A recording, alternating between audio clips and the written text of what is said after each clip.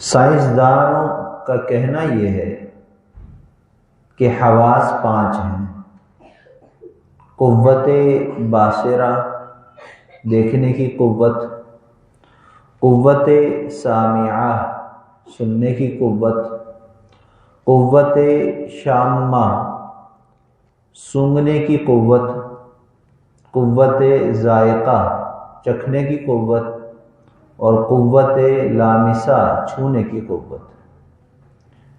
لیکن مشائخ فرماتے ہیں، علماء کرام یہ فرماتے ہیں کہ ان 5 حواس کے ساتھ ایک اور حواس بھی ہے، حس، اور چھٹی حس ہے عقل و بصیرت کی قوت۔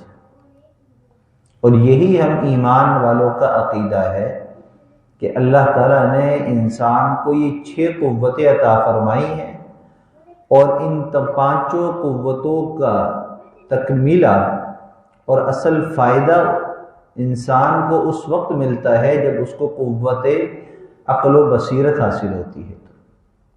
یہی وجہ ہے کہ اسلام کی تعلیمات میں ہمیں یہ بات ملتی ہے کہ جس کو عقل و بصیرت ہوگی وہی مکلف ہوگا، عقل نہیں تو مکلف بھی نہیں رہتا۔ تو معلوم یہ ہوا کہ 5 حصے ہوتے ہوئے بھی انسان ناقص ہے۔ قوت عقل و بصیرت جس کو حاصل ہو جائے تو وہ کامل انسان بن جاتا ہے، اور اس کے اوپر تمام احکامات لاگو ہو جاتے ہیں۔ تو عقل و بصیرت کی قوت کا ہونا یہ اللہ تعالیٰ کی طرف سے بہت بڑی نعمت ہے۔ اب سوال یہ ہے کہ 5 قوتوں پر جو چیز مل رہی ہے وہ تو سمجھ میں آتی ہے، عقل و بصیرت پر کیا ملتا ہے؟ عقل و بصیرت ہوتے ہوئے انسان کو جو اللہ نعمت عطا فرماتے ہیں وہ ہے اللہ کی معرفت، اللہ کی معرفت۔ اور اللہ کی معرفت کیا ہے؟ معرفت کا لغوی معنی ہے پہچاننا، اور اللہ کی پہچان اللہ والوں سے ہوتی ہے، اللہ والوں سے ہوتی ہے۔ رب کی قدر رب والے ہی جانتے ہیں، رب والے ہی جانتے ہیں۔ ہر ایک کو اس کی پہچان بھی نہیں ہوگی، اس کی معرفت بھی حاصل نہیں ہوگی۔ تو عقل بصیرت ہوتے ہوئے بھی انسان بعض دفعہ نیک نہیں بنتا، وجہ کیا ہے کہ نیکوں کی صحبت نہیں ہوتی۔ تو عقل و بصیرت ہوتے ہوئے جب انسان اللہ کی معرفت حاصل کر لیتا ہے تو پھر وہ کامل انسان بن جاتا ہے، ہر برے اچھے کی اس کو تمیز پیدا ہو جاتی ہے، جس کی وجہ سے وہ دنیا کی کامیابی کے ساتھ ساتھ آخرت کی کامیابی کا حقدار بھی بن جاتا ہے۔ اور اصل کامیابی وہی ہے کہ انسان دنیا میں بھی کامیاب ہو اور آخرت میں بھی کامیاب ہو، اور یہ اسی وقت اس کو حاصل ہوگی۔ حضرت ابی بن کعب رضی اللہ تعالیٰ عنہ کا واقعہ مشہور ہے کہ اللہ کے محبوب صلی اللہ علیہ وسلم نے فرمایا، ابی سورۃ البینہ سنا۔ تو وہ حیران ہوئے کہ یا رسول اللہ، آپ پر اللہ نے نازل فرمائی اور میں آپ کو سناؤں؟ آپ سے ہم سنتے ہیں، ہمیں مزہ آتا ہے، آپ مجھے کہہ رہے ہیں میں سناؤں؟ کہا کہ ہاں آپ سناؤ۔ اب وہ سمجھ گئے کہ اللہ کے محبوب صلی اللہ علیہ وسلم اللہ کے حکم کے بغیر تو کوئی کام کرتے نہیں، تو سمجھ گئے کہ اللہ کی طرف سے حکم آیا ہوگا۔ تو فوراً شوق اور محبت سے کہنے لگے، اللہ سمانی، کہ اللہ نے میرا نام لیا ہے کہ میں سناؤں؟ مسکرا کر آپ نے فرمایا کہ ہاں اللہ نے تمہارا نام لیا ہے۔ اب بس پتہ چل گیا نا کہ اللہ نے مجھے میرا نام لیا ہے، تو پھر شوق اور محبت کے ساتھ سورت انہوں نے پڑھی، اور سورت پڑھتے چلے گئے، خود بھی لذت حاصل کی اور نبی کریم صلی اللہ علیہ وسلم کو بھی اس کو لذت عطا ہوئی۔ اور کیسے کہ جب سورت پڑھ کر اوپر دیکھا تو آپ کی آنکھوں سے آنسو جا رہے تھے، اتنا اچھا قرآن پڑھ رہے تھے۔ تو جو اللہ والے ہوتے ہیں وہ اللہ کی معرفت کو پہچانتے ہیں، تو جو اللہ کی معرفت کو پہچاننا چاہتا ہے وہ اللہ والوں کے پاس آتا ہے، تو وہ اللہ کے تک پہنچ جائے گا اور اللہ کی قدر اس کو آ جائے گی۔ اور قدر پہچان والوں کو ہوا کرتی ہے۔ اللہ ہمیں کھلا رہے ہیں، پلا رہے ہیں، سب کو کھلا رہے ہیں، لیکن پہچان کس کو ہے؟ جو ایمان والے ہیں۔ پھر ایمان والوں میں کون ہے؟ جو قدردان ہیں، جو نیک ہیں، وہ اللہ کی قدر پہچانتے ہیں کہ اللہ ہمیں سب دے رہے ہیں تو ہمیں بھی اللہ کا حکم ماننا ہے۔ جو اس کی طرف سے غافل ہیں وہ اپنے کاموں میں دنیا میں لگے ہیں، نماز بھی چھوٹ رہی ہے، سنتیں بھی چھوٹ رہی ہیں، دینی احکام بھی بس سے کچھ پڑے ہوئے ہیں۔ وجہ کیا ہے کہ اللہ کی قدر نہیں ہے۔ تو قدر دانوں کو ہی قدر ہوا کرتی ہے، وہ لیلا اور مجنون کا قصہ تو بڑا مشہور ہے. اس وقت کے بادشاہ کو جب یہ قصہ سامنے آیا تو اس نے کہا کہ یہ مجنون جو پناہ پھرتا ہے لیلا کے پیچھے، تو ہم بھی تو دیکھیں کہ لیلا ہے کیسی، لیلا ہے کیسی جس کے پیچھے یہ دیوانہ ہے. تو حکم ہوا کہ لیلا کو بلایا جائے. جب لیلا اس کے دربار میں آئی بادشاہ کے تو وہ دیکھ کر حیران ہو گیا. ادھر مجنون کو دیکھتا ہے، پھر لیلا کو دیکھتا ہے، اور مجنون کو دیکھ کر کہتا ہے کہ یہ لیلا ہے. کہا کہ ہاں یہ لیلا ہے. کہا کہ یہ تو اتنی کالی ہے کہ اس کو دیکھنے کو بھی دل نہیں کرتا، اور تو اس کے پیچھے مجنون بنا ہے، اس کے پیچھے مجنون بنا ہے. تو اس نے آگے سے کہا گفت خامش تو چوں مجنون ہے نیستی، تو چپ ہو جا، خاموش ہو جا، اس لیے کہ تو مجنون نہیں ہے، تو مجنون نہیں ہے. لیلا کیا چیز ہے مجھ سے پوچھ، میں مجنون ہوں، میں اس کی قدر کو جانتا ہوں. تو لیلا کو دیکھ کر تو کوئی مائل بھی نہ ہو، اس کا رنگ بھی کالا، کالی کلوٹی، لیکن مجنون کا دل چونکہ اس پر آ گیا تو پھر وہ مجنون بن گیا. مجنون اچھا خاصا انسان، نوجوان سمجھدار، لیکن پھر مجنون کہلانے لگا، اس لیے کہ وہ لیلا کی محبت میں پاگل ہو گیا. تو جو انسان جس کو پہچان لیتا ہے پھر اس کے لیے جان دے دیتا ہے، جو انسان جس کو پہچان لیتا ہے پھر اس کے لیے جان دیتا ہے. یہی وجہ ہے کہ صحابہ کرام رضوان اللہ علیہ مجمعین خوشی سے تیروں پہ تیر کھا لیا کرتے تھے، لیکن سینے اپنے سامنے رکھا کرتے تھے. یہی وجہ ہے کہ وہ سانپ کے ڈسے ہوئے زخم کی تکلیف کو برداشت کر لیا کرتے تھے، لیکن نماز نہیں چھوڑا کرتے تھے. یہی وجہ ہے کہ تلوار اور تیروں کے ذرات ان کے بدن میں ہوا کرتے تھے، اور سجدہ کرنا ان کے لیے آسان ہوا کرتا تھا. ایک صحابی کی آنکھوں میں موتیا آ گیا، تو ان کا علاج کے لیے جو طبیب نے کہا کہ صحیح تو ہو جائے گا، لیکن چند دن آپ سجدہ نہیں کر سکیں گے، اس لیے کہ پٹی بندھے گی، دوا ہوگی تو سجدہ کرنا مشکل ہوگا، لہذا چند دن آپ سجدہ نہیں کر سکیں گے زمین پر. یہ نہیں کہ نماز نہیں پڑھ سکیں گے، کیا کہا سجدہ نہیں کر سکیں گے. اب جو انسان سجدے سے معذور ہو تو شرعی حکم تو یہ کہ وہ بیٹھ کر نماز پڑھ لے، اشارے سے پڑھ لے. لیکن صحابہ کرام تو عاشق تھے نا، تو کہنے لگے کہ یہ بات مجھے گوارا نہیں ہے، میں ساری زندگی اپنی آنکھیں ایسے ہی رکھ لوں گا، لیکن ایک وقت میرا سجدہ رہ جائے یہ بات مجھے پسند نہیں ہے، یہ سجدہ میں نہیں چھوڑ سکتا. تو جو عاشق اور محبوب اور محب ہوا کرتے ہیں وہی ان باتوں کو سمجھا کرتے ہیں کہ اللہ کے آگے سجدہ کرنے کی لذت کیا ہے، اللہ اللہ کرنے کی لذت کیا ہے، اللہ اللہ کرنے کی لذت کیا ہے. قرآن پاک اللہ کا کلام ہے. پورے قرآن کا نچوڑ ایک لفظ ہے اللہ. پورے قرآن کا نچوڑ کیا ہے؟ اللہ. اس لیے کہ یہ قرآن اللہ کا کلام ہے، کلام اللہ، اللہ کا کلام. تو پورے قرآن کا نچوڑ کیا ہوا؟ اللہ اللہ اللہ. اللہ تعالیٰ کا ایک نام ہے ذاتی، وہ ہے اللہ. اس کے علاوہ ہم قرآن پاک کی ابتدا اور انتہا میں دیکھتے ہیں کہ 99 نام اور بھی لکھے ہوتے ہیں اللہ کے ساتھ، وہ ہیں صفاتی نام. لیکن صرف 99 صفاتی نہیں ہیں، بلکہ صفاتی نام بے شمار ہیں. بعض احادیث کی کتابوں میں 1000 سے زیادہ نام اللہ کے صفاتی ناموں کا ذکر ہے. تو اللہ چونکہ شان والے ہیں، صفات والے ہیں، تو جس کی شان بے انتہا ہو، جس کی صفات سب سے اعلیٰ ہو، تو پھر اس کے نام بھی بہت زیادہ صفات کے اعتبار سے ہوا کرتے ہیں. تو اللہ کا ایک نام ہے ذات اللہ، اور باقی سارے نام کیا ہیں؟ صفاتی نام ہیں. اور اللہ کو اسم اعظم بھی کہا ہے. اسم اعظم، اسم اعظم کہتے ہیں سب سے بڑا نام، وہ نام کہ جس کی برکتوں سے سارا کام بن جائے، سارا کام بن جائے.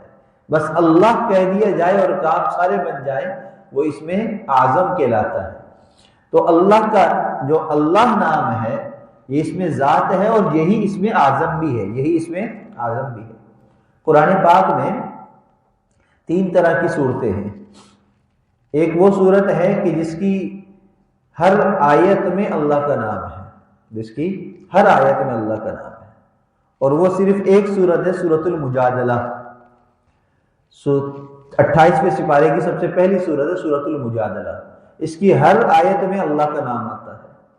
اور دوسری صورتیں وہ ہیں کہ جن کی ہر دوسری یا تیسری صورت آیت کے اندر اللہ کا نام آتا ہے، اور وہ کون سی ہے؟ سورۃ الرحمن. فَبِأَيِّ آلَاءِ رَبِّكُمَا تُكَذِّبَانِ. ہر 1-2 آیت کے بعد اللہ کا نام آ رہا ہے. اور تیسری قسم کی صورتیں وہ ہیں کہ جس میں ہر 5-6 آیتوں کے بعد اللہ کا نام آ رہا ہے، پورے قرآن میں ہے.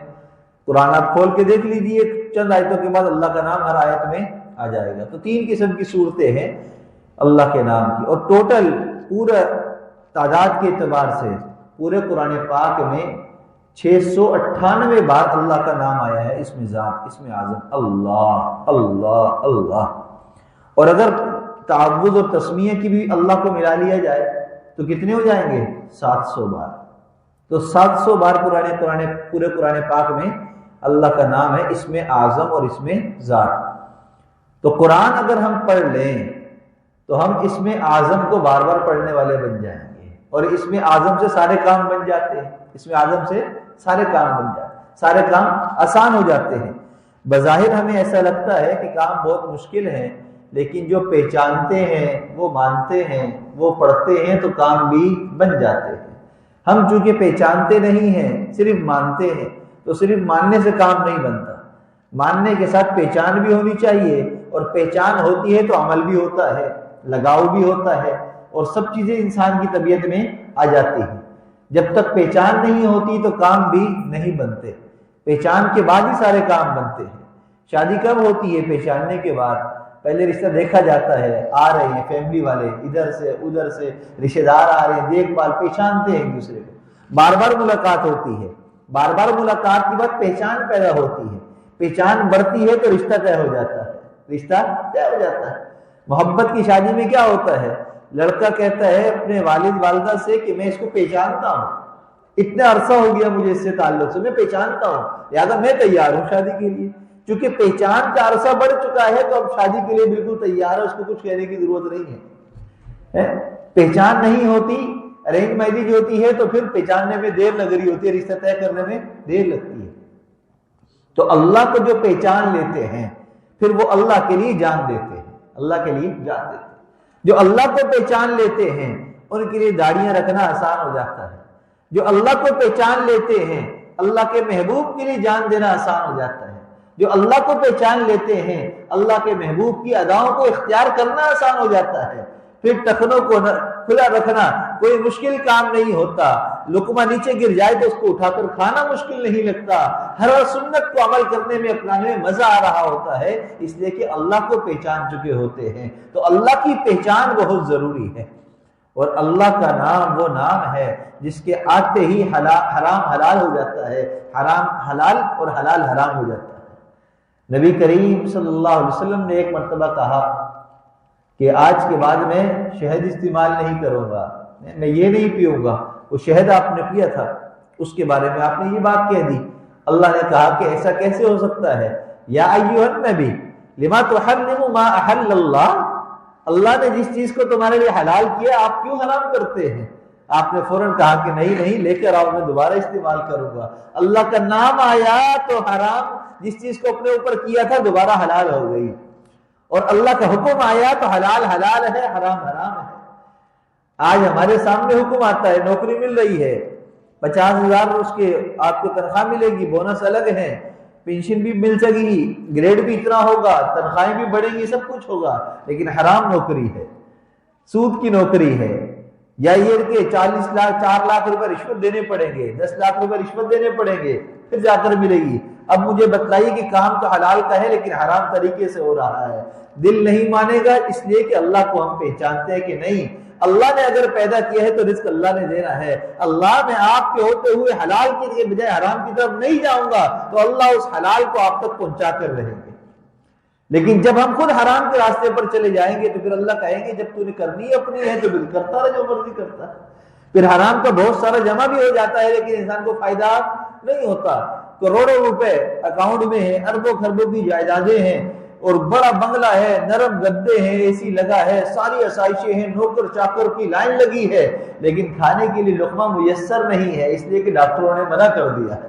بتلائیے بے شمار مثالیں ہیں کہ نہیں؟ کتنے ہی مالدار ہیں جن کے گھروں کے اندر 10 ڈشیں ایک دن میں ایک وقت میں پکتی ہیں، لیکن خود کھانے کے لیے نہیں، نوکر کھا رہے ہوتے ہیں، اس لیے کہ ان صاحب کو ڈاکٹر نے منع کر دیا آپ ابلی ہوئی چیزیں کھائیں گے، آپ کا جو ہے جگر خراب ہے، آپ کا معدہ خراب ہے، آپ کو السر ہے، آپ کو فلاں بیماری ہے، شوگر آپ کا بڑھ گیا ہے، آپ دل کے مریض ہیں، آپ یہ نہیں کھائیں گے وہ نہیں کھائیں گے، وہی پیسے وہی کھانے کہ جو اس کے گھر میں پک رہے ہیں، خود کھانے کی توفیق نہیں، دوسرے کھا رہے ہیں۔ وجہ کیا بنی کہ جمع کرتے ہوئے حلال حرام کا اہتمام نہیں کیا، دیکھا نہیں کہ یہ آمدن حرام ہے یا حلال ہے، جمع کرتے رہے تو اللہ نے جمع کرنے کے باوجود بھی محروم کر دیا۔ آج لڑکا اور لڑکی آپس میں ایک دوسرے کو دیکھتے ہیں، غیر محرم ہیں، دیکھنا بھی حرام ہے، لیکن جب اللہ کا نام بیچ میں آتا ہے تو حلال ہو جاتا ہے۔ کیا مطلب؟ نکاح ہو گیا، نکاح ہو گیا۔ نکاح کا حکم کہاں ہے؟ قرآن پاک میں ہے۔ نکاح کی سنت کہاں ہے؟ نبی کی سنت ہے۔ لہذا اس سنت کو جیسے اختیار کرتے ہیں حرام حلال ہو جاتا ہے، حرام حلال ہو جاتا ہے۔ اور ایک جملہ بیچ میں نہیں ہوتا نکاح والا تو حرام ہے، مل بھی نہیں سکتے، بیٹھ بھی نہیں سکتے، بات بھی نہیں کر سکتے، چھو بھی نہیں سکتے۔ لیکن جیسے ہی نکاح آ گیا، اللہ کا نام بیچ میں آ گیا، اللہ کا حکم پورا ہو گیا، فوراً حرام سے حلال حکم ہو گیا۔ اب ان کا بیٹھنا بھی عبادت، کھانا پینا بھی عبادت، ملنا جلنا بھی عبادت، یہاں تک کہ اپنی جائز خواہش کو پورا کرنے کے بعد بھی اگر پاکی کا غسل کریں گے تو اللہ کے محبوب صلی اللہ علیہ وسلم نے فرمایا ان کے بالوں سے جتنے پانی کے قطرے گریں گے اللہ اتنے گناہ معاف فرما دیں گے۔ حرام کو چھوڑا نا، حلال کی طرف آئے تو کتنا اجر بڑھ گیا، کتنا اللہ کی برکتیں رحمتیں آ گئی۔ تو آج ضرورت اس بات کی ہے کہ ہم اللہ کو پہچانیں، اللہ کون ہے، اللہ کیا ہے۔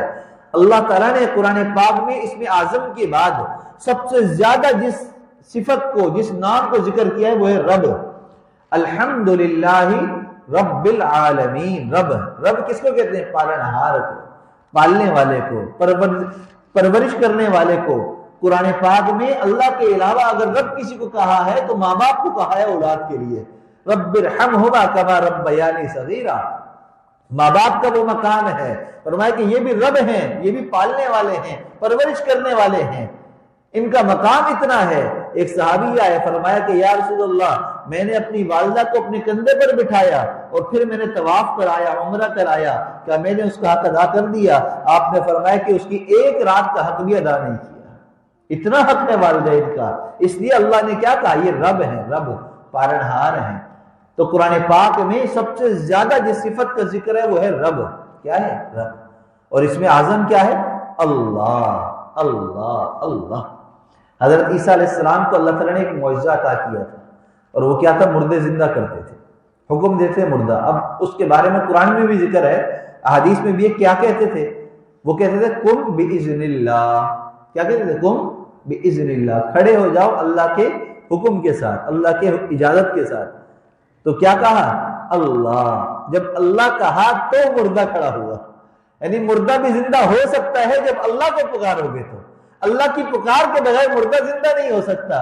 جب عیسیٰ علیہ السلام جو ہے مردوں کو کھڑا کر سکتے ہیں، زندہ کر سکتے ہیں اللہ کا نام لے کر، تو کیا ہم اللہ اللہ کہہ کر اپنے مردہ دلوں کو زندہ نہیں کر سکتے؟ تو مردہ دلوں کو زندہ کرنا ہے، اپنی سنتوں کے خلاف والی زندگی کو، حرام والی زندگی کو اپنی سنت والی زندگی بنانا ہے، تو ایک ہی نام ہے جس کو پکارو، دل زندہ ہو جائے گا، زندگی کے اندر زندگی آ جائے گی، زندگی کے اندر لذتیں آ جائیں گی، سجدوں کو سرور آ جائے گا، اور وہ نام ہے اللہ، اللہ، اللہ۔ آخری بات، نبی کریم صلی اللہ علیہ وسلم آرام فرما رہے ہیں، سفر چل رہا ہے، سفر سے واپسی آ رہے ہیں مدینہ منورہ کی طرف، جہاد سے واپسی کا سفر ہے، سب تھکے ہوئے ہیں، ایک درخت کے نیچے سائے میں آپ بھی لیٹ گئے، تلوار اپنی آپ نے رکھ دی، لٹکا دی، سائے میں اس کے لیٹے تھے۔ ادھر قریبی کافروں کی طرف سے ایک بندہ آیا، اس نے دیکھا کہ مسلمانوں کے امیر اور سردار ہیں، نہتے ہیں، سو رہے ہیں، اب ان کا کام تمام کر دوں، مجھے تو بڑا انعام مل جائے گا۔ فوراً پہنچا آپ کے قریب اور آہستہ قدموں کے ساتھ آ کر تلوار آپ کی اٹھا لی، اور تلوار جیسے ہی نیام سے نکالی آپ کی آنکھ کھل گئی۔ جیسے اس نے دیکھا کہ آپ اٹھ گئے تو کہنے لگا میں یمنعک منی یا محمد، اے محمد اب مجھ سے کون بچائے گا آپ کو، مجھ سے کون روکے گا، میرے ہاتھ میں تلوار ہے، دھمکی دے رہا تھا۔ آپ مسکرائے، آپ نے کہا اللہ اللہ، جیسے آپ نے کہا اللہ کہا، اس کے بدن پر کپ کپی تاری ہوئی، اس کے ہاتھ سے تلوار چھوٹ گئی، آپ نے تلوار اٹھائی، آپ نے فرمایا میں یمنعک منی، اب تجھے مجھ سے کون بچائے گا۔ کہنے لگا آپ بڑے رحم دل ہیں، آپ تو معاف کر کے خوش ہونے والے ہیں، آپ تو معافی کو پسند کرتے ہیں، مجھے معاف کر دیں۔ آپ نے فرمایا کہ جا، تجھے اللہ کے لیے معاف کیا۔ تو اللہ کا نام آتا ہے تو بدن ہل جاتے ہیں، محلات گر جایا کرتے ہیں، زنجیریں ٹوٹ جایا کرتی ہیں، مردے زندہ ہو جایا کرتے ہیں۔ تو آج سردی کا موسم چل رہا ہے، راتیں بڑی لمبی ہیں، دن چھوٹے ہیں، طویل نیند کرنے کا مزہ نہیں آتا، کون اتنا لمبا سوئے گا؟ لہٰذا ہم دن کی رات کی ابتدا میں سو جائیں، آخری وقت میں اٹھ جائیں اور پھر باوضو مصلی پر بیٹھیں، 2 رکعت نماز تہجد کی پڑھ لیں، ذکر کر لیں، قرآن پڑھ لیں، پھر ہم آنکھیں بند کر کر بیٹھ جائیں اور ہم دل سے اللہ کو پکاریں، اللہ اللہ اللہ، یوں محسوس کریں کہ اللہ کی رحمت آ رہی ہے، ہمارے دلوں میں سما رہی ہے اور دل ہمارا بطور شکر کے کہہ رہا ہے اللہ۔ بس یہ سردی کے موسم کے اندر لذت بھی بڑی آئے گی، سناٹا ہوگا، خاموشی ہوگی، اللہ کی صدائیں دل سے نکلے گی، اللہ دلوں کو ایسا صاف کریں گے کہ پوری زندگی آسانی ہو جائے گی اور اللہ کرنا آسان ہو جائے گا۔ اللہ ہم سب کو سمجھ اور عمل کی توفیق عطا فرمائے۔ وآخر دعوانا الحمدللہ رب العالمین۔